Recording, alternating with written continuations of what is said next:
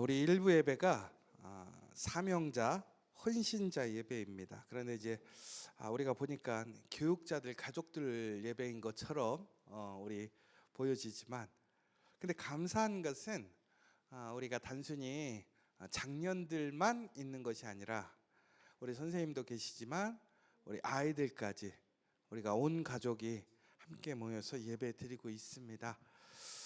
다시 한번 이 아침에 우리 아이들부터 우리 가온이 또 시연이 이렇게 아침에 나오기 힘들 텐데 우리 이렇게 헌신된 마음으로 하나님 앞에 나왔는데, 하나님께서 우리 자녀들 또 이 예배에 참여하신 여러분들을 존귀하게 여기시고 또 아름답게 사용하실 줄 믿습니다. 여러분들 혹시 다이어트 해보신 적 있으십니까? 저는 다이어트를 해본 지가 상당히 오래된 것 같아요. 그런데 다이어트 할 때 희한하게 다이어트만 하면 그렇게 먹고 싶은 게 많아지잖아요. 그렇죠? 그리고 다이어트를 하면 못 먹는다라는 것에 상당한 스트레스를 받게 됩니다. 그런데 우리가 다이어트를 결심하게 될 때가 언제냐면, 우리가 연말까지 우리가 장년이 돼서 어느 정도 나이가 되면 건강검진을 받으러 가잖아요. 그런데 이제 여러분들 건강검진 받고 나면 항상 긴장하잖아요. 내가 결과가 어떻게 나올까. 근데 우리 건강검진 받으러 가면 의사 선생님들이 처음에 그것에 대해서 이렇게 이야기를 해주실 때 상당히 부정적으로 얘기를 해줘요. 지방간이 어떻고 콜레스테롤이 어떻고 막 너무 심각하게 얘기하죠. 그래서 저도 예전에 한번 건강검진을 받고 얘기를 들어보는데 이러다가 나 내일 모레 죽는 거 아니야? 이럴 정도로 상태가 너무 이렇게 부정적으로 막 얘기를 하는 거예요. 그런데 이제 나중에 우스갯소리로 근데 다들 그렇게 살아요. 그 대신 조금 운동을 하실 필요가 있을 것 같아요. 이렇게 얘기를 하더라고요. 그런데 우리가 이제 그런 이야기를 듣고 집에 돌아가게 되면 우리가 이제 다이어트를 해야 되겠다 결심을 좀 하게 되지요. 그러면 여러분, 그때부터 우리가 지금까지 누리고 살아왔던 것들, 내가 자유스럽게 행했던 모든 것들을 우리가 이제 내려놓기 시작합니다. 그리고 우리가 계획을 세우겠죠. 다이어트 할 계획을, 운동 계획도 세우고 또 우리가 절제할 계획들을 세우게 됩니다. 그렇게 됨으로 인해서 우리가 지금까지 내가 자유스럽게 혹은 내가 원하는 대로 살다가 이제는 매이게 되는 거예요.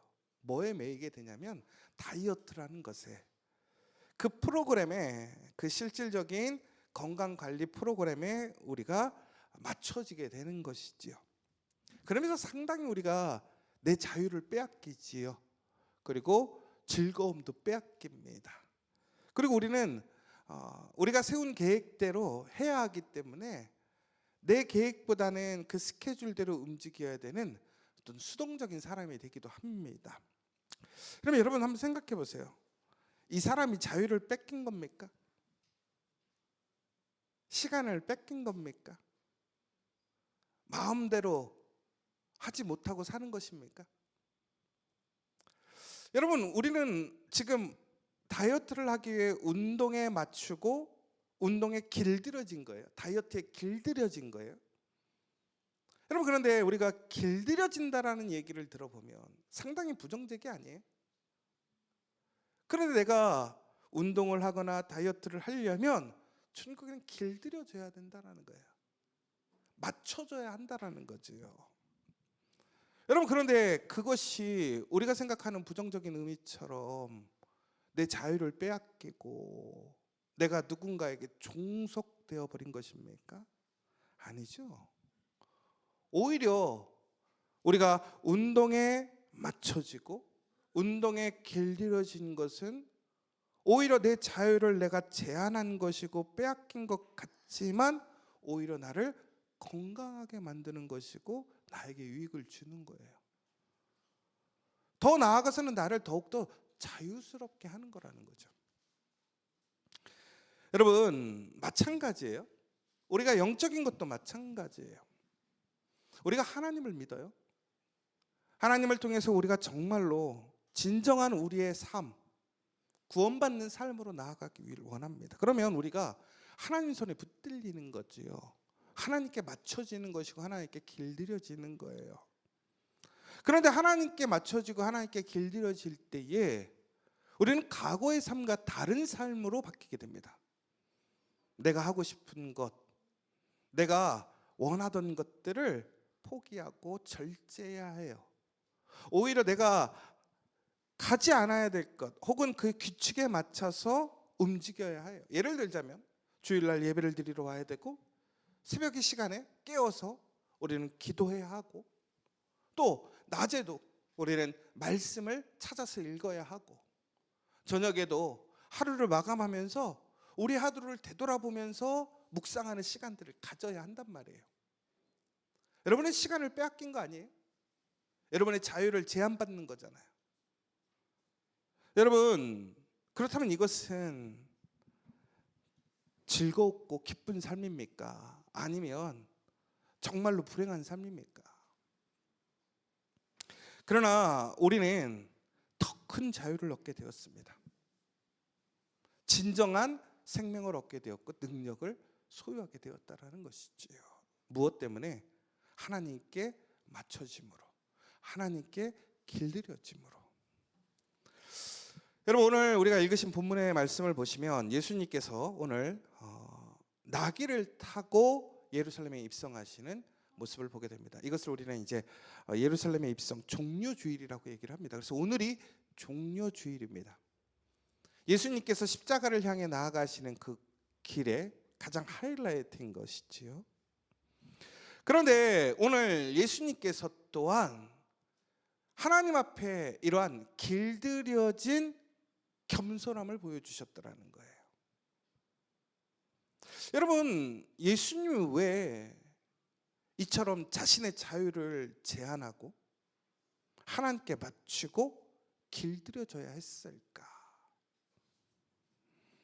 여러분, 오늘 그 이유는 바로 오늘 예수님이 바로 하나님 손에 맞추어져 있었기 때문에, 길들여져 있었기 때문에 예수님은 흔들림 없이 그 종료의 길을, 그 십자가의 길을 흔들림 없이 가실 수 있었다라는 거예요. 그리고 종국에는 그 십자가를 통한 죽음을 당하셨고 더 나아가서는 부활하시게 되었다라는 것입니다. 여러분, 오늘 우리가 읽으신 말씀에 보면 21장 5절에 나와요. 그 이야기가. 오늘 예수님께서 이제 예루살렘에 입성하시면서 작은 나귀를 가져오라고 제자들에게 말씀하셨어요. 그리고 5절의 말씀에 보시면 이렇게 되어 있습니다. 시온 딸에게 이르기를 내 왕이 내게 임하나니 그는 겸손하여 나귀 곧 멍에 매는 짐승의 새끼를 탓도다 하라 하였느니라. 여러분, 이 본문의 내용이 어디에서 인용이 된 것이냐면 구약성경 스가랴에서 인용이 된 본문입니다. 스가랴 9장 9절에 보면 뭐라고 되어 있냐면 보라 내 왕이 내게 임하시나니 그는 공의로우시며 겸손하여 나귀를 타시나니. 여러분, 잠깐 스가랴에 대해서 간단히 설명을 드리자면 이 스가랴의 배경은 이제 바벨론 포로에서 이스라엘 사람들이 다시 돌아오게 되었습니다. 바로 그 시기에 활동했던 스가랴가 선포했던 예언의 말씀인 것이지요. 그런데 그때 상황이 어떤 상황이었냐면 이스라엘 사람들이 바벨론의 포로 생활을 마치고 고향으로 돌아왔지만, 그리고 몇 차례 나뉘어져서 예루살렘으로 돌아왔지만 그들이 여전히 성전을 세우지 못하고 있었습니다. 더 나아가서는 그들이 돌아왔지만 그 나라를 온전히 재건하지 못하고 있던 상태였다라는 거예요. 그래서 사람들은 상당히 경제적으로, 정치적으로 힘든 상황에 놓여 있던 시대가 바로 이 스가랴의 시대였던 것입니다. 그런데 바로 그때에 이 스가랴가 선포하는 메시지가 뭐였냐면 바로 성전 재건과 회복의 메시지를 이스라엘 사람들에게 선포하는 것입니다. 그리고 특별히 그 스가랴 1장에서 8장까지의 내용은 바로 그들을 억압하고 그들을 탄압했던 이방 민족에 대한 심판, 그 하나님의 심판을 선포하고 9장에 바로 왕이신 그 메시아가 그들을 구원할 것임을 이야기하는 게 9장의 내용이에요. 근데 거기서 그 왕이 어떠한 모습으로 나오냐면 지금 우리가 읽었던 바로 평화의 왕 나귀를 타고 오시는, 겸손하게 나귀를 타고 오시는 이로 판명되어 있다라고 얘기를 하고 있는 것입니다. 여러분 생각해 보세요. 이스라엘 사람들에게 지금 상당한 어려움이 있어요. 정치적, 경제적으로 상당히 어려워요. 요즘 그래서 가장 인기 있는, 사람들이 관심이 있는 리더십이 뭐냐면 카리스마 리더십이라고 얘기해요. 우리가 이 카리스마 리더십은 한동안 우리가 되게 부정적으로 생각을 했습니다. 그런데 시대가 혼란스럽고 어려울 때 사람들은 무엇인가 강력한 힘을 가진 사람을 원해요. 그래서 여러분 어떤 변혁기나 전환기에 보면 그런 사람들이 나와요. 세계 역사의 시점에 여러분 히틀러도 마찬가지였고 수많은 독재자들이 나올 때가 언제 시기였냐면 바로 이런 시기였어요. 사람들의 그런 갈망이 있는 거예요. 왜? 현실을 이길 수 있는 강력한 힘을 원하는 것이지요. 이스라엘 사람들도 마찬가지였어요. 스가랴 시대에 그들의 땅에 돌아왔지만 그들의 땅에서 그들이 할 수 있는 것이 없습니다. 주변의 상황이 정리되지 않았고 호의적이지 않아요. 돌아온 것이 오히려 바벨론에 있는 것보다 더 살기 어려운 상황이란 말이에요. 그런데 바로 그때 스가랴는 그들에게 그들의 주변에서 이스라엘을 탄압하고 억압했던 그 민족들을 하나님께서 심판하신다라는 분명한 공의의 이야기를 선포했던 것이지요. 더 나아가서는 이제 그 모든 나라를 잠재우시고 옛 영광, 예루살렘의 영광, 그 시온의 영광을 회복시킬 그 메시아를 오늘 스가랴가 이야기하고 있는데, 오늘 여러분들이 그 스가랴가 예언했던 메시아라고 한다면 당연히 오늘 우리가 본문에서 읽었던 오늘 예수님의 시대에 그 로마의 시대에 이스라엘 사람들이 가지고 있던 같은 감정이란 말이에요. 이스라엘 사람들 또한 원하는 메시아는 지금 그 나라를 다스리고 그들을 억압했던 로마를 물리치고 강력한 다윗과 같이 힘으로 나라의 영광을 회복할 나라를 소망하고 있는 것이고, 그 스가랴 때에도 마찬가지로 그 바벨론에서 돌아왔던 사람들은 그런 강력한 왕을 소망하고 있더라는 것입니다. 그런데 오늘 그때도 그랬고 오늘 예수님께서 예루살렘에 들어가시는 그 이스라엘 사람들의 기대와 소망 가운데서 원하는 그 메시아의 상황과는 조금 다른 메시아에 대해서 그 예수님의 모습을 이야기해 주고 있더라는 거예요. 그게 뭐냐? 오늘 5절에 나타나는 그는 겸손하여 낙이 곧 멍에 매는 짐승의 새끼를 탔도다. 여러분 여기서 아주 중요한 포인트의 단어가 하나 있어요. 그게 뭐냐면 겸손하여라는 단어입니다. 겸손하여. 이 겸손하여라는 게 헬라어로는 프라우스라고 되어 있는데, 이 프라우스라는 것은 단순히 온유하거나 부드럽다라는 의미를 넘어서는 것이고요. 이 뜻이 어떤 뜻이냐면 바로 자발적으로 자신의 힘과 의지를 하나님께 복종시키는 길들여진 능력을 얘기를 하는 거예요. 여러분 그러니까 겸손하다는 것은 잘난 체하지 않는 것, 자랑하지 않는 것이 아니에요. 예수님께서 오늘 이스라엘 사람들 앞에서 특별히 스가랴의 시대 또한 오늘 예루살렘으로 들어가고 있는 그 수많은 군중들 앞에서 예수님이 겸손하였다라는 것은 어떤 우리가 외적인 태도의 모습을 얘기를 하는 것이 아니라 바로 예수님이 자발적으로 자신과 힘과 의지를 내려놓고 하나님께 복종시킨, 하나님께 길들여졌음을 이야기하는 것이 겸손해졌다라는 거예요. 여러분 바로 그때 예수님께서는 그 십자가를 두려워하지 않게 되었고, 더 나아가서는 수많은 사람들의 요청과 환호에도 흔들리지 않고 예수님은 온전하게 그 길을 걸어가실 수 있었더라는 거예요. 여러분, 우리가 이 길들여진다라는 개념에 대한 우리가 오해가 있어요. 제가 처음에도 말씀드렸지만 우리가 무엇에 길들여진다라는 것은 상당히 부정적인 의미로 사용을 하게 됩니다. 그런데 이 길들여진다라는 것은 우리가 세상적으로 내가 그냥 종속되는 개념, 내가 피해를 입는 개념이 아니라 우리가 하나님께 길들여진다라는 것, 하나님께 맞춰진다고 하는 것은 우리가 자유를 박탈당하고 억압받는 것이 아니라 진정한 자유로 들어가는 것, 하나님의 놀라운 은혜로 나아가는 축복의 길이라는 거예요. 다시 얘기하자면 하나님 안에서의 자유는 내가 해야 할 바를 기쁨으로 이루는 것. 그래서 우리가 진정한 자유를 얻고 내가 진정으로 해야 할 것을 성취하게 되므로 우리가 하나님의 놀라운 섭리와 예정하심에 참여할 수 있게 된다는 것입니다.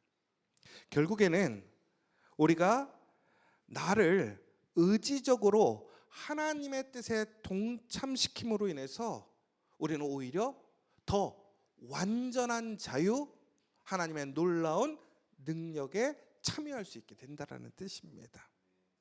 여러분, 그런데 여기서 우리가 오늘 좀 이 내용이 좀 복잡할 수 있고 깊을 수도 있는데, 여러분, 예수님께서 오늘 하나님 앞에 겸손하여 나귀를 타시고 그 십자가의 길을 걸어가시는 모습을 보면서, 특별히 우리가 지난주까지 우리가 순종의 포커스를 두고 말씀을 좀 드렸었습니다.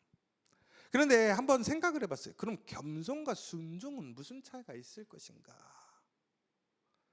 여러분, 겸손이라는 것은 하나님이 나의 창조시고 나는 하나님의 피조물이고 하나님이 중심이시고 나는 종이다라는 고백이 깔려 있는 거예요. 겸손에는. 그래서 이것이 나는 무가치하다, 그런 자기 비하가 아니에요. 겸손은 하나님께 내가 맞춰지고 내가 길들여진다라는 것은 하나님 앞에서 하나님이 나를 창조하신 나의 자리를 인식하고 인정하는 것이 바로 겸손이라는 것입니다.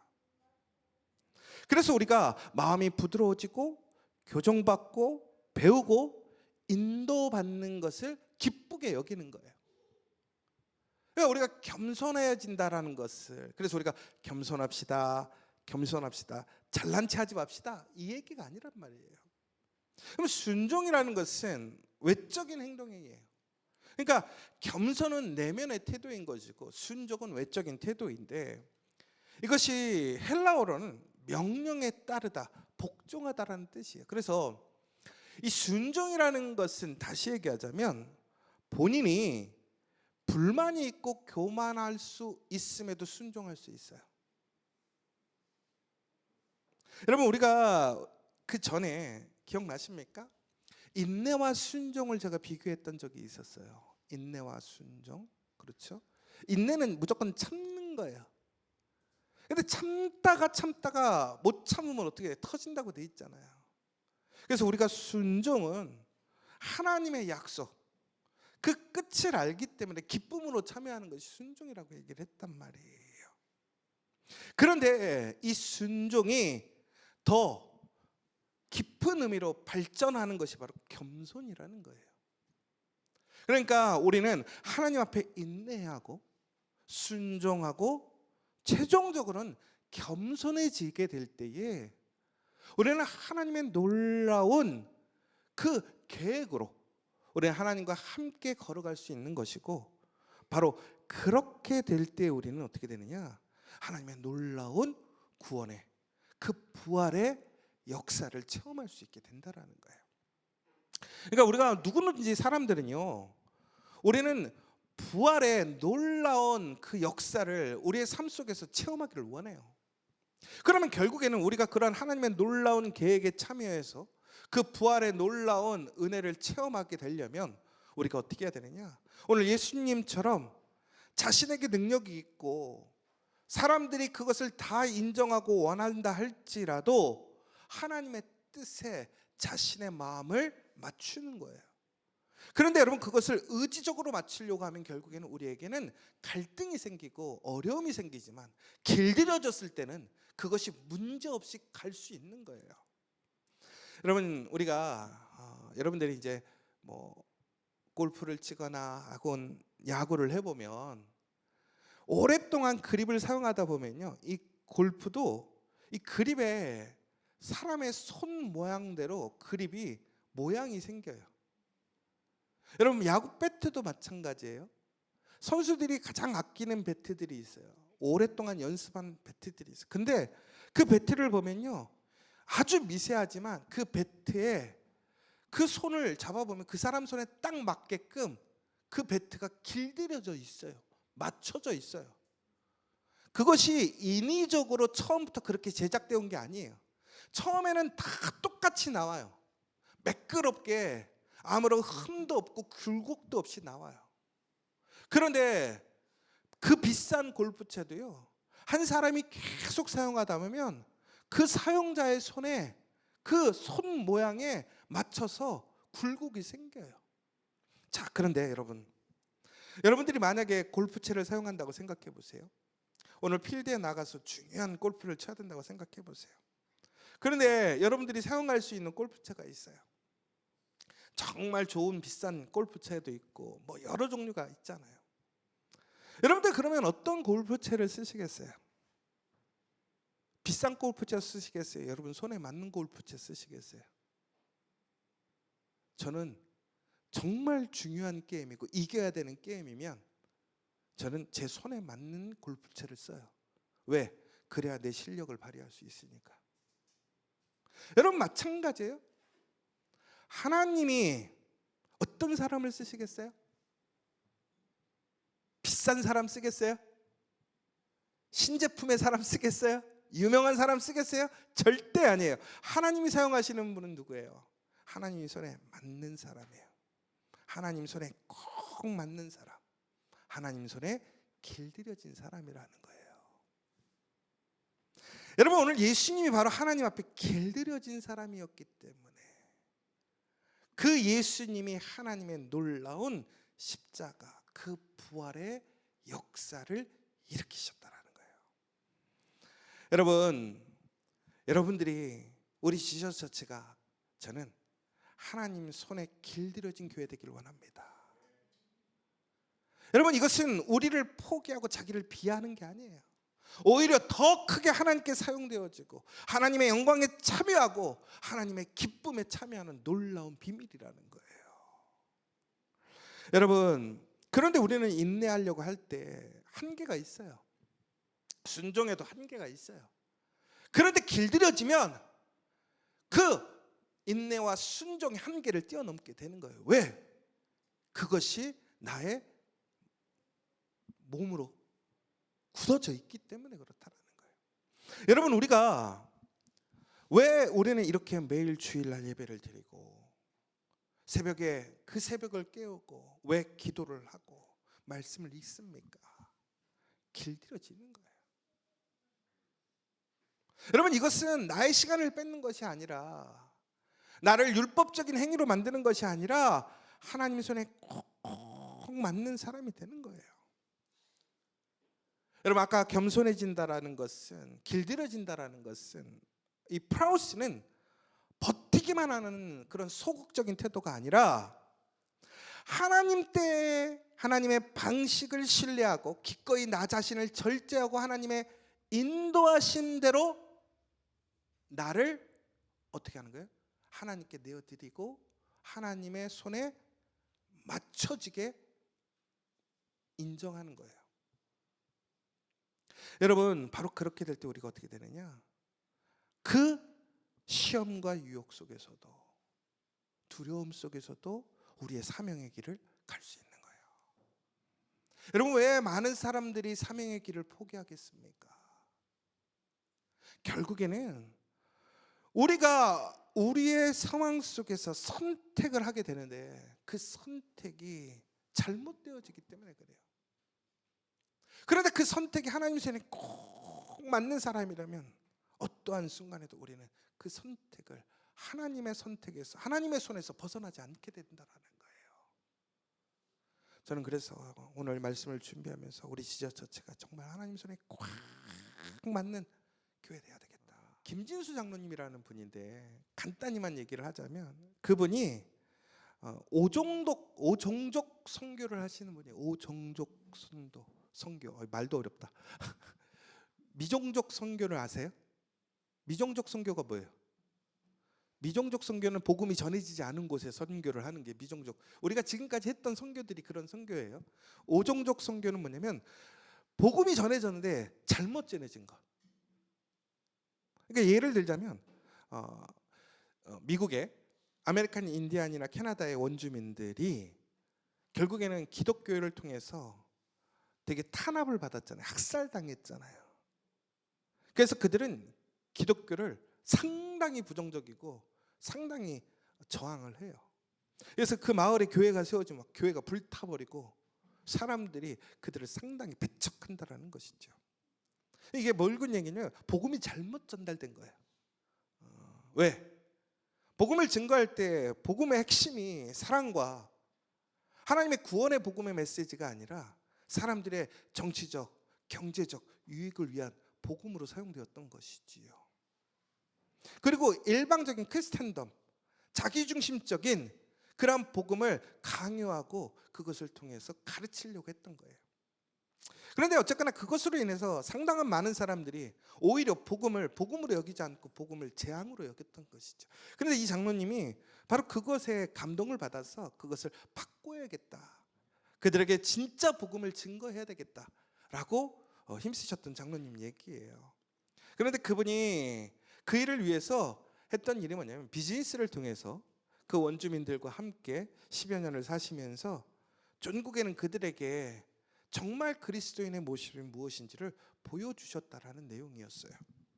그런데 그래서 결국에는 그분이 어떻게 되냐면 나중에 그 원주민들에게 빛나는 산이라는 이름을 받게 돼요. 그러니까 원주민들이 그를 원주민화 시킨 거예요. 인정해 준 거예요. 그런데 여러분 거기에는 그분의 수많은 시험과 어려움이 있었다라는 것이지요. 상당한 큰 비즈니스를 하셨고 프린스턴 내 이사회에도 들어갔었어요. 프린스턴 대학교에. 그 정도로 세상적으로 성공하신 분이고 세상의 사업체를 운영을 잘 하시던 분이 갑자기 원주민 선교회 그 오종족이라는 그러한 잘못된 왜곡된 복음을 다시 온전한 복음으로 바꿔야 되겠다는 사명으로 그의 인생을 튼 거예요. 그러니 얼마나 많은 어려움이 있겠어요. 세상적으로 편하게 살 수 있었고 누리고 사는데 이제는 그들을 위해서 그들과 함께 그곳에서 사업을 하고 그들에게 정말 복음의 놀라운 은혜와 사랑을 섬기려고 하다 보니 수많은 그 스스로의 포기와 문제가 생기는 거예요. 특별히 그 삶들을 통해서 그분이 보여주셨던 태도 중에 정직함을 되게 강조했어요. 그러다 보니까 상당한 많은 어려움과 힘듦이 있었음에도 불구하고 그는 그의 계획과 생각들을 내려놓고 하나님께 맞춘 거예요. 복음에 맞춘 거예요. 하나님께 길들여진 거예요. 그가 강력하게 할 수 있는 방식이 있었어요. 세상적인 방식이 있었어요. 그런데 그것이 아니라 하나님의 방식으로 그들과 함께 살아주는 사람이 되었단 말이에요. 함께 살아가는 사람이 되었단 말이에요. 이게 어려운 거란 말이에요. 저는 이제 거기서 제가 느꼈던 거는 그분에 대한 어떤 감동적인 얘기도 있지만 거기서 우리 대한민국을 보면서 우리 대한민국은 어떤 국가입니까? 기독교 국가입니까? 불교 국가입니까? 우리는 미종족 국가입니까? 오종족 국가입니까? 저는 우리나라가 오종족 국가라고 생각되어졌어요. 지금 수많은 나라, 온 세계에 왜 기독교가, 교회가 이처럼 문제가 있을까? 복음이 잘못 증거되고 있는 거예요. 그런데 이것을 변화시킬 수 있는 것은 바로 예수님과 같이 겸손하여 나귀를 타고 하나님께 길들여진 사람들이 그 삶 속에 살아가게 될 때 복음이 살아나는 거예요. 여러분, 우리 지저스 처치가 해야 할 일이 뭘까? 제가 요즘에 논문을 마지막 정리하면서 느낀 게 뭐냐면, 우리 교회가 이 땅에 있는 이유는 바로 우리의 삶에 그 신앙인의 그 교회가 함께 살아가는 교회를 꿈꾸고 원했던 거예요.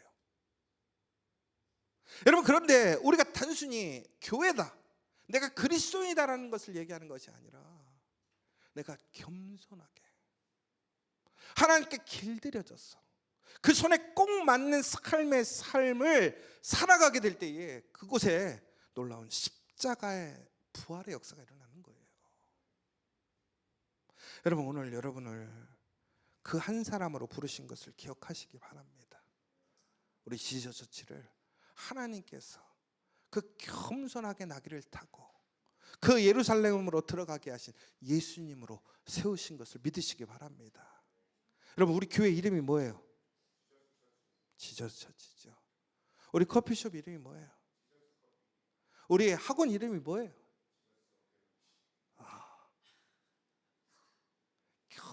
겸손하게 길들여진, 그래서 전국에는 그 십자가를 두려워하지 아니하고 흔들리지 아니하고 그 부활을 바라보며 나아가 전국에는 그 부활의 영광을 나타내고 증거하는 저와 여러분 되시기를 간절히 소망합니다. 이 시간 우리 함께 기도했으면 좋겠습니다. 여러분, 우리 이제 이렇게 고백하기를 원합니다. 하나님, 나의 힘, 나의 재능, 나의 계획을 내려놓고 하나님께 맞추겠습니다. 철저히 하나님께 길들여지길 원합니다. 하나님의 손에 꼭 맞는 사람, 우리 공동체 되길 원합니다. 하나님께서 이렇게 얘기하실 것입니다. 너의 힘, 너의 재능, 너의 계획을 내게 맡겨라. 내가 너를 써서 놀라운 일을 이룰 것이다. 십자가를 두려워하지 마라. 죽음을 두려워하지 마라. 그 이후에는 부활이 있다. 영광이 있다. 오늘 이 시간 우리가 하나님 앞에 길들여지는 그 겸손함으로, 평화의 왕으로 하나님이 이 땅에 세우실 그 구원의 역사에 참여하는 우리가 될 수 있기를 간절히 소망하고 기도하시면서 우리 성찬으로 나아가도록 하겠습니다.